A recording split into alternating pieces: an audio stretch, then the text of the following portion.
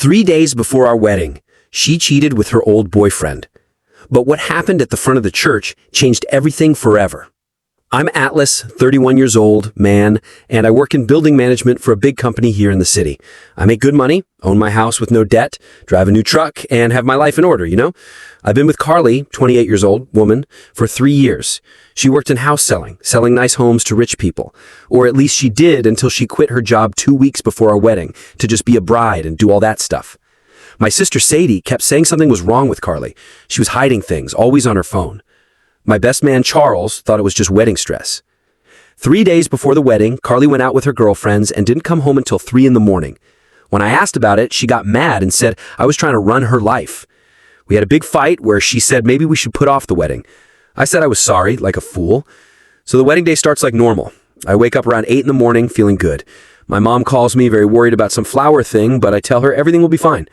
My best man, Charles, comes with the other groom helpers around 1 in the afternoon. Then the wedding music starts playing. Everyone turns to look at the back doors, and there she is, Carly, in her white dress holding her dad's arm. I must say, she looked great. This whole moment felt like it was from a movie or something. Her dad walks her down the middle path, shakes my hand, and gives her a kiss on the cheek. Everything's perfect. We're standing there holding hands while the church man does his talk. He's going through the whole speech about marriage being special, love, and promise. I'm looking at Carly, thinking about our trip to Bali, about moving to a bigger house, maybe having kids someday. All that future stuff you think about when you're about to get married. The church man gets to the big part. Atlas, do you take Carly to be your wife? Easy answer. I do. No waiting, no questions. I'm ready for this. Then he turns to Carly. Carly, do you take Atlas to be your husband?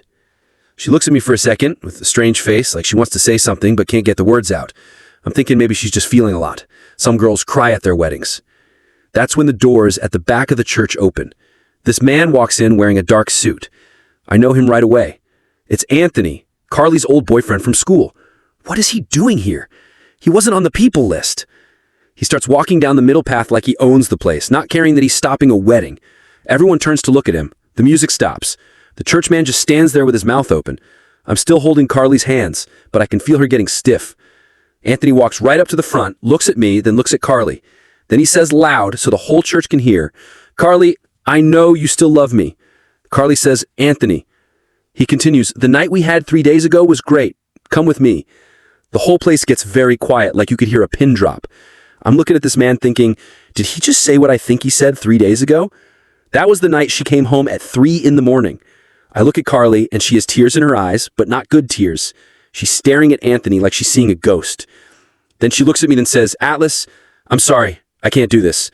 And just like that, she lets go of my hands, drops her flowers, and runs, not walks, runs down the middle path toward Anthony. He follows her out the back doors, and they're gone. I'm standing there at the front in my suit, holding her flowers because they hit my chest when she dropped them. 200 people are staring at me like I'm some kind of animal in a zoo. My mom's crying, my dad looks like he wants to hurt someone, Carly's family is just sitting there looking very embarrassed. The church man clears his throat and says something about how sometimes life brings surprises. But I'm not listening. I'm just staring at those back doors, wondering what just happened to my life. My brain wasn't working right. I kept thinking this had to be some kind of joke, or maybe I was having a bad dream. Like maybe I'd wake up and it would be the morning of my wedding again and everything would be normal. But no, I was wide awake and this was really happening. Charles walks up behind me and puts his hand on my shoulder. Man, what was that? He whispers, but it's so quiet in there that half the church probably heard him anyway. I couldn't answer him. Truly, I had no idea what to say. Sorry, everyone. It turns out my soon-to-be wife was cheating on me with her old boyfriend and decided to tell me at the worst time ever. Yes, that would have been good to say. Carly's family is just sitting there looking very ashamed. Her mom's covering her face with her hands, her dad staring at the floor like he wants to go away. Josephine, her sister, who was supposed to be the main bridesmaid, is standing next to me in that purple dress, looking like she's going to be sick. Finally, Charles grabs my arm and says, "Come on, man, let's get you out of here." Good thinking, because I probably would have just stood there all there like a fool if he hadn't moved me. We walk out through the side door so I don't have to go back down the middle path past everyone staring at me. I get in my truck and just sit there for a minute.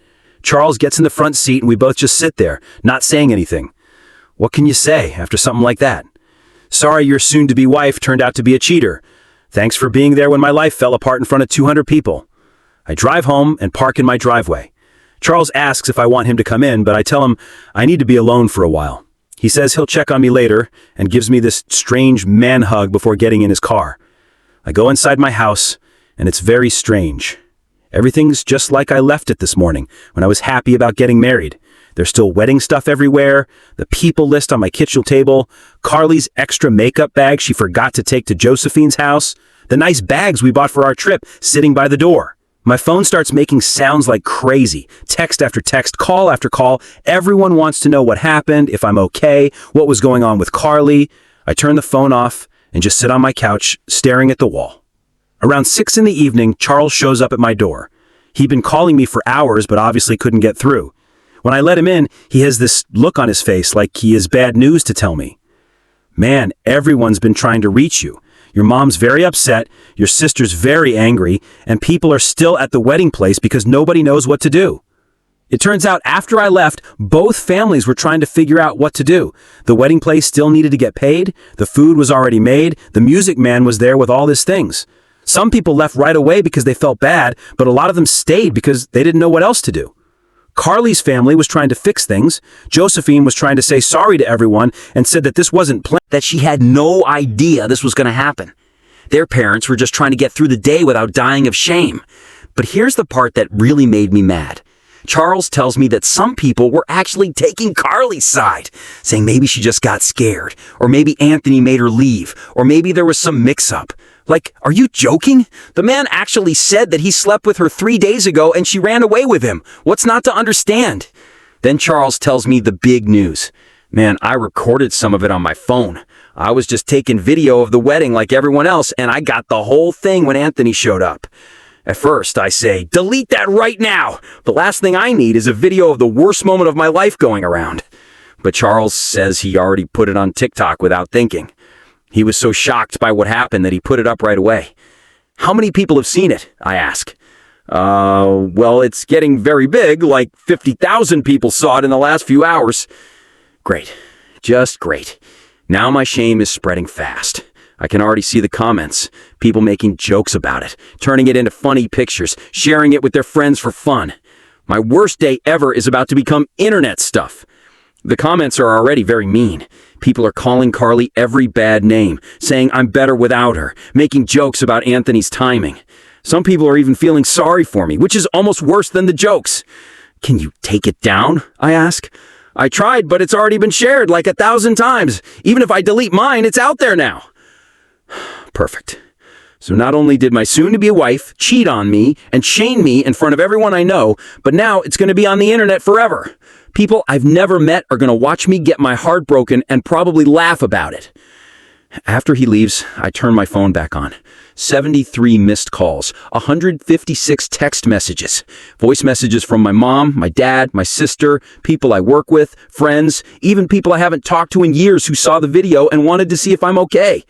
I don't listen to any of them. I don't read any of the texts. I just turn the phone off again and go to bed. But I don't sleep. I just lie there, staring at the ceiling, trying to understand what happened. This morning, I woke up thinking I was about to have the best day of my life. Tonight, I'm going to bed, single, shamed, and probably known on the internet for bad reasons. The worst part is, I keep thinking about that fight we had 3 days ago when she came home at 3 in the morning and got mad when I asked about it. Now I know why. She was with Anthony. She was cheating on me 3 days before our wedding and then had the nerve to get angry at me for asking about it. I should have trusted my feelings. I should have listened to my sister. I should have paid attention to all the warning signs instead of making excuses for her. But it's too late now. The harm is done. Around 5 in the morning, I stopped trying to sleep and just got up. I made coffee and sat at my kitchen table looking at all the wedding stuff scattered around. People list, seller papers, the silly little wedding gifts Carly said we needed that cost me $400. All of it felt like proof from a crime. That's when I realized I needed to start making some calls. We were supposed to fly to Bali this afternoon for our trip. 2 weeks at some nice place, all paid for, and mostly you can't get your money back. The first call was to the plane company. I spent 20 minutes waiting, listening to that annoying music before some helper lady picked up. She was actually pretty nice about it. She removed some of the change fees since my situation was, in her words, very strange. It still cost me about $3,000 in fees, but whatever. Money was the smallest of my problems right now. Next was the hotel in Bali. That talk was even more awkward because the man barely spoke English, and I had to explain 3 times why I needed to cancel my trip room. Finally, I just said there was a family problem and left it at that. By the time I was done with all the trip stuff, it was around 8 in the morning and I'd lost about $8,000 total. $8,000 gone because my soon-to-be wife decided to cheat on me and tell everyone at our wedding. But honestly, I was more mad about what she did than the money. Then I started thinking about all the wedding gifts. People had given us costly things: kitchen tools, nice bed sheets, picture frames, food dishes, all kinds of house things. Since there was no wedding and no marriage, it felt wrong keeping any of it. Plus, I didn't want any reminders of that terrible time sitting around my house. I spent the rest of the morning filling up my truck and driving around town, giving gifts back to people. I had this note I printed out that said, "Since the bride ran away with her old boyfriend, I thought you'd want this back. Thanks for understanding, Atlas." By noon, I'd given back about half the gifts. The rest were from people who lived too far away, so I just put them in boxes to mail back later. My truck was finally empty, and I was feeling a little better. At least I was doing something useful instead of just sitting around feeling bad for myself. That's when I remembered Carly's car. She'd been driving my old BMW for the past year while I got a new truck. The papers were still in my name because we never got around to changing them. She kept saying she'd do the paperwork, but she never did. Good for me, I guess. I drove the BMW to the used car place where I bought my truck. The salesman knew me and said, "Hey Atlas, how was the wedding?" Didn't happen. Long story. You want to buy this car back? The man could tell something was wrong and didn't ask any more questions. We made a deal and I left with $15,000 in cash. I thought I'd need the money to pay for all the wedding costs I had to cover. I got home around 2 in the afternoon, and that's when the real work started. Carly had been living in my house for 2 years and had collected a crazy amount of stuff. It took me most of the afternoon to pack everything up.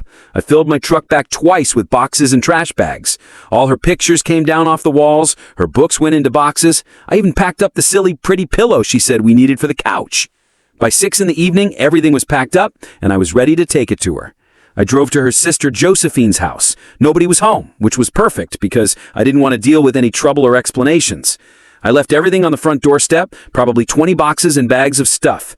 I put a note on top that said, "Your sister's things," short and clear. I got home and my phone had been making sounds all day. I turned it on to find about 50 missed calls and 100 text messages. Family, friends, people I work with, even people I hadn't talked to in years. Everyone wanted to know if I was okay.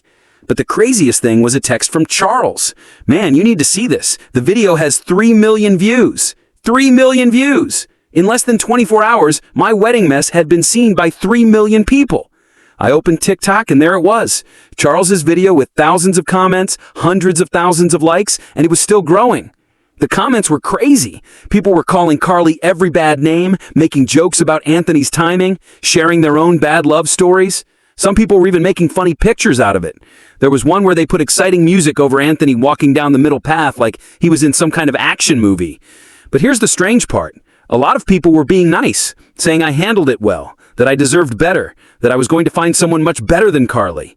Some women were even writing things like, "If you're ever in my city, let me buy you dinner." My personal bad dream had become internet fun. But somehow, that made me feel a little better. Like, at least other people could see how bad the whole situation was. I wasn't crazy for being angry about it. I started reading some of the comments, and that's when I realized this wasn't just going to go away. This video was going to follow Carly forever. Every time someone looked up her name on the internet, this was going to show up. Every job talk, every date, every time she tried to start over somewhere, this was going to be there. And honestly, I was fine with that. She made her choice in front of 200 people, and now the whole world knew about it. Maybe next time she'd think again before cheating on someone and shaming them at their own wedding. That night, I actually slept pretty well for the first time in weeks. Yes, my wedding was ruined and my relationship was over, but at least I wasn't married to someone who would do that to me. And thanks to the internet, everyone would know exactly what kind of person Carly really was. Tomorrow, I'd start planning the rest of my life. But tonight, I was just going to enjoy watching what comes around, goes around. The next few days were completely crazy. Charles wasn't joking when he said the video was everywhere. By day 3, it had about 8 million views on TikTok alone, and people were sharing it on every social media place you can think of. Runaway Bride was popular for almost a week straight. I couldn't go anywhere without people knowing me. I went to get coffee Monday morning and the coffee maker was like, "Oh my God, you're the man from the wedding video. I'm so sorry that happened to you." Then she wouldn't let me pay for my coffee. It was a strange feeling having strangers feel sorry for you, but I wasn't going to say no to free coffee. But the craziest part was people started sending me money. Strange people on Venmo and PayPal sending me $20 here, $50 there, with messages like, "For the trip you deserved," and "Buy yourself something nice, King." At first, I felt strange taking money from people I don't know. But then I remembered I lost $8,000 on the trip and probably another $5,000 on wedding stuff I couldn't get my money back for. So yes, I kept the money. By the end of the first week, I got almost $2,000 from strange people on the internet. Not gonna lie, that felt pretty good. Meanwhile, Carly's life was falling apart. I started hearing things through my sister, Sadie, who was getting news from friends we both know. It seems Carly was hiding at Josephine's house, too embarrassed to go out anywhere. I can't say I blame her. The comments on that video were very mean. Then, on Wednesday, Josephine called me. I almost didn't answer because I didn't want to deal with any trouble, but I was too curious. "Atlas, I'm so sorry about what happened. I had no idea Carly was... if I'd known about Anthony, I would have said something." "It's not your fault, Josephine. Your sister made her own choices." "She lost her job today," she said. That surprised me. What? Her boss saw the video and said she was acting in a way that hurts the company's image. House selling is all about what people think of you, and nobody wants to work with someone who's known for running away from their wedding. Josephine tried to keep talking, probably hoping I'd say something about wanting to fix things, but I hung up after a few minutes. I felt a little bad for her. Josephine was always nice to me, and now she was stuck dealing with her sister's mess. But more bad things kept happening to Carly. Sadie called me Thursday night with more news. "Man, this is getting crazy." Mom ran into Carly's mom at the food store today, and she said their whole family is being bothered. People keep knowing them from the video and asking about it. What kind of bothering? Like, at church last Sunday, people were staring and talking quietly. Her mom works at the bank downtown, and customers keep coming in asking about that wedding video. Even her dad's getting it at work. That actually made me feel a little bad. Carly's parents were always nice to me, and they didn't deserve to get pulled into this mess. But then I remembered that they raised the daughter who thought it was okay to cheat on her soon-to-be husband 3 days before the wedding. So maybe they weren't completely without fault. The best part came Friday night. Charles called me, laughing hard. "Man, you're not going to believe this. Anthony broke up with her." "No. Already?" "Yes. My cousin knows this girl who works with someone who knows Anthony's roommate or something. It seems, once the video spread everywhere and he started being known too, he decided Carly was too much trouble. Told her he just wanted to bother you and wasn't looking for anything serious. That was perfect. So, not only did Carly ruin her life for this guy, but he was just using her to get back at me for some reason. I couldn't even remember ever doing anything to Anthony. We barely knew each other when Carly and I started dating. So now, she's without a job, single, and living with her sister because she can't go back to her parents' house. Why can't she go home? It seems her grandparents said they would cut off the whole family if they let her move back in. Very religious old people who think what she did can't be forgiven. That night, I was looking through the comments on the video again. Most of them were still making fun of Carly, but some people were actually thinking about the whole situation. One comment stood out. This girl really thought she could have everything, wanted the safety of the nice guy, but the fun of the bad boy. Well, now she has nothing. That pretty much said it all. Carly wanted to marry me for safety and security, but still wanted to have fun with Anthony for some reason. When she got caught, she had to choose, and she chose badly. Now she was finding out that Anthony didn't actually want her for a long time. He just wanted to cause trouble. Another comment said, "Imagine being so selfish that you'd rather shame someone at their own wedding than just break up with them privately before." Yes, that's what really bothered me. If she wanted to be with Anthony, she could have just called off the wedding. Instead, she let me pay for everything, invited 200 people, and then made a public show of dumping me. But reading all these comments from strangers who understood, who knew how bad the whole situation was, made me feel right. I wasn't overreacting or being too dramatic. What Carly did was truly terrible, and people could see that. Monday morning, I went back to work feeling better than I had in months. My boss asked how I was doing, and I told him, honestly, better every day. I have a chance to move up at work coming up that I was going to focus on instead of thinking about relationship trouble. That's when I realized I wasn't the victim in this story anymore. I was the man who avoided something bad and came out stronger. And Carly? She was just another warning story about what happens when you try to play games with people's hearts. About a month after the wedding mess, things were finally getting normal. Work was good, I'd saved up a good amount of money without having to pay for Carly's costs, and honestly, I was sleeping better than I had in years. It turns out I was much more stressed about that relationship than I knew. All those months of wedding planning, dealing with Carly's mood changes, I didn't realize how tiring it was until it was over. Now I could just come home, watch whatever I wanted on TV, eat whatever I felt like making, and not worry about anyone else's trouble. My family was being good about everything too. My mom stopped asking if I was okay every time she talked to me. My dad went back to giving me normal advice about work and things instead of trying to be a relationship helper. And Sadie was just happy she didn't have to pretend to like Carly anymore. I have to be honest, Sadie told me one day when we were having lunch, I never thought she was right for you. Too much work, always making everything about her. You're much better without her. Why didn't you say anything? Would you have listened?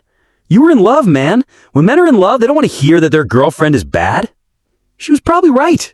I would have just gotten defensive and made excuses for Carly like I did whenever anyone questioned our relationship. Meanwhile, I kept hearing news about Carly through other people. None of it was good. Josephine called me again about 6 weeks after the wedding. I almost didn't answer, but I thought I might as well hear what new trouble Carly had gotten into. She's having a really hard time, Atlas. She can't find a job anywhere because that video shows up every time someone looks up her name on the internet. She's been trying to get jobs at restaurants and stores, any place that will hire her. That's bad, I said, trying to sound caring, but honestly not feeling it much.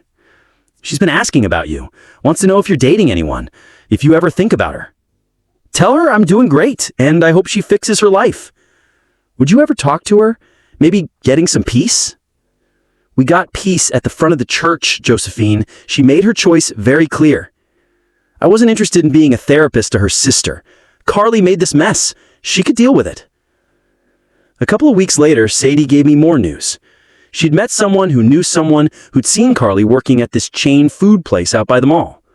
It seems she was a greeter or something, making the lowest pay allowed and still living with Josephine because she couldn't pay for her own place. Her whole group of friends left her too. Sadie said nobody wants to be friends with someone who's known on the internet for being bad. Most of Carly's friends were pretty shallow anyway, the type of people who cared more about how they look in social media than real loyalty. It made sense that they stayed away from her once she became a funny internet thing.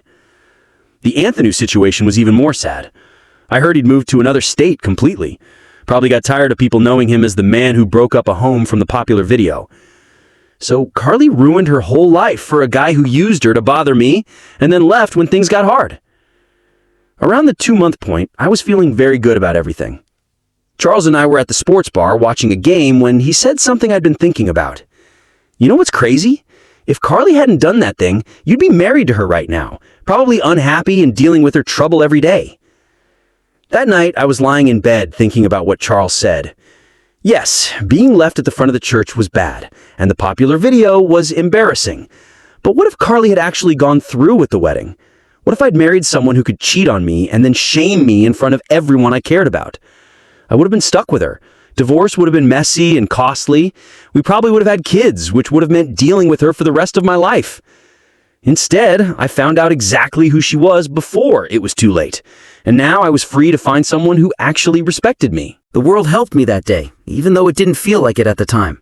Sometimes the worst thing that happens to you turns out to be the best thing in a different form. And sometimes people do you the biggest help of your life by showing you who they really are before you make a mistake you can't fix. I was actually thankful to Carly now. Not thankful for the shame or the wasted time and money, but thankful that she saved me from a lifetime of being married to someone who would do something like that. Better to find out at the front of the church than 5 years into a marriage with kids, a house loan, and all kinds of problems. 3 weeks later, I was having probably the best Saturday morning I'd had in years. Then I heard a car door close hard in my driveway. I looked around the side of the house and saw this old Honda Civic parked behind my truck. I didn't know the car, but when the driver got out, my stomach felt bad. It was Carly. She looked terrible. Hair a mess, face all swollen like she'd been crying. wearing these old sweatpants and a t-shirt I'd never seen before. This was not the nice house seller I used to know. This looked like someone who'd been living in their car. Part of me wanted to just go back inside and pretend I wasn't home, but I was curious what she wanted after 2 months of no contact. I walked around to the front of the house and she was already at my door, finger over the doorbell like she was trying to be brave enough to press it. When she saw me, she immediately started crying. "Atlas, thank God, I wasn't sure you'd be home." "What do you want, Carly?" She tried to step closer to me, but I stepped back. I wasn't going to let her think there was any chance of touching. "Can we talk, please, just for a few minutes?" I almost said no, but honestly, I was curious what kind of story she was going to try to tell me. Plus, it was better to get this over with now than have her keep coming back. "You've got 5 minutes. Talk." She took a deep breath and started what sounded like a practiced speech, all about how she made the biggest mistake of her life, how she got scared about getting married, how Anthony tricked her and made her think I wasn't right for her. Classic trick ways. Blame everyone else, act like the victim, act like she had no choice. "He told me you were just using me for body stuff and that you get tired of me after we were married. He said I deserve someone who was more fun, more loving. I was so confused and scared about making the wrong choice." "So you decided to try him out 3 days before our wedding?" Her face turned red. "That wasn't supposed to happen. We were just talking and things got out of control. I felt bad right away, but then he showed up at the church and I got scared." "You got scared? You ran away with him, Carly, in front of 200 people. That's not being scared. That's making a choice." She started crying more. She said she knew right away that she made a mistake, that Anthony didn't want a relationship, that he just wanted to bother me. Then she said he broke up with her 2 weeks later and said the whole thing was just to prove something. "What's something?" "I don't know. Something about you thinking you were better than him in school or whatever. I never understood it." "Great. So I got shamed at my own wedding because of some made-up anger from 10 years ago that I didn't even know about." She goes into this whole speech about how she learned from it and knows who she really loves now, and that's what matters. She tries to grab my hands while she's talking, but I pulled my hands away right away. I told her what really mattered was that she was without a job, living with her sister, and her life fell apart. So now she wanted to come back to the steady guy who had his life in order. She starts getting defensive, saying that's not why she's there, that she realized that was the best thing that ever happened to her and she threw it away for nothing. "You're absolutely right you threw it away," I said. "And not just for nothing, you threw it away in the most shaming way possible." That's when she really broke down. She started making these ugly crying sounds that probably had my neighbors looking out their windows, begging me to give her another chance, saying she'd do anything to make it right, get a job, pay me back for the wedding, go to therapy, whatever I wanted. She said we could start over somewhere else where people didn't know about the video. And there it was. She wanted to run away from what happened and start new somewhere else, like none of this ever happened. You think this is about the video? You think I'm ashamed about what happened? The only person who should be ashamed is you. Everyone who watched that video saw exactly what kind of person you are. They saw me get hurt by someone I trusted, and they felt sorry for me. You're the one who looks bad. That hit her hard. She stopped crying for a second and just stared at me like she couldn't believe I said that.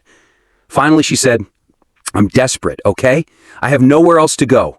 My family won't talk to me. My friends all left me. I can't get a good job because that video follows me everywhere. You're the only person who might give me another chance.